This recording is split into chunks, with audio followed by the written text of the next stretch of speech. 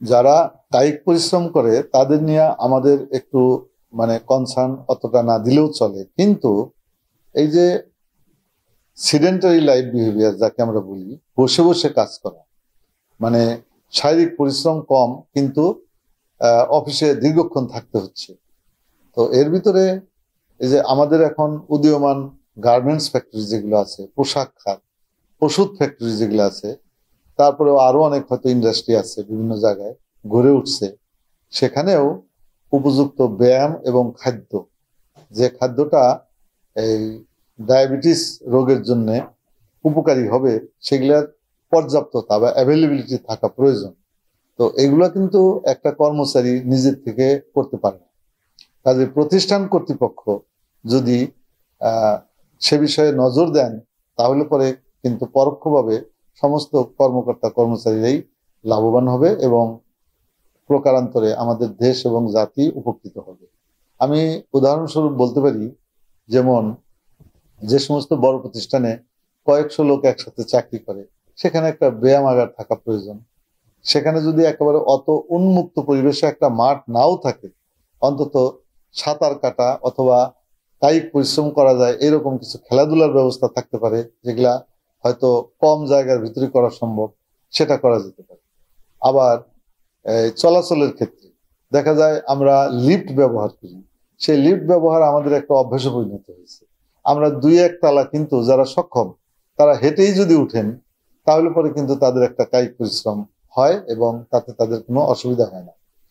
গাড়ি একটু দূরে রেখে বা পার্কিং প্লেসটা একটু দূরে রেখে সেখান থেকে যদি কর্মস্থলটা একটু দূরত্বের মধ্যে থাকে, তাহলে একাধারে যেরকম পার্কিং এর সুবিধাও তারা পাচ্ছে, আবার অন্যদিকে একটু হাঁটাও হলো, সেজন্য কিন্তু কর্তৃপক্ষ ইচ্ছা করলে একটা ব্যবস্থা গ্রহণ করতে পারে।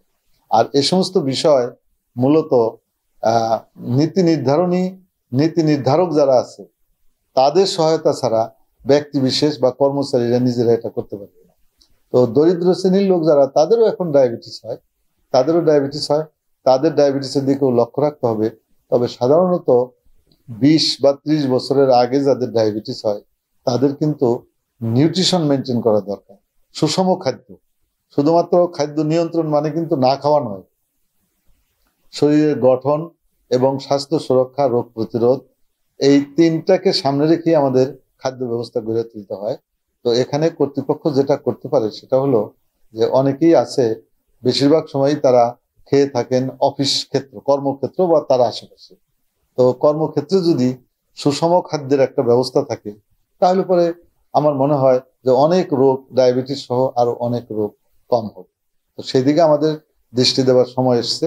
তো আমাদের ইন্টারন্যাশনাল ডায়াবেটিক ফেডারেশন যে কর্মক্ষেত্র এবং ডায়াবেটিস, এটা একটা খুব বড় আকারের একটা প্রতিপাদ্য নিয়ে 3 বছর তারা এটাকেই প্রতিপাদ্য হিসেবে নিবে এবং আমরাও নিয়েছি।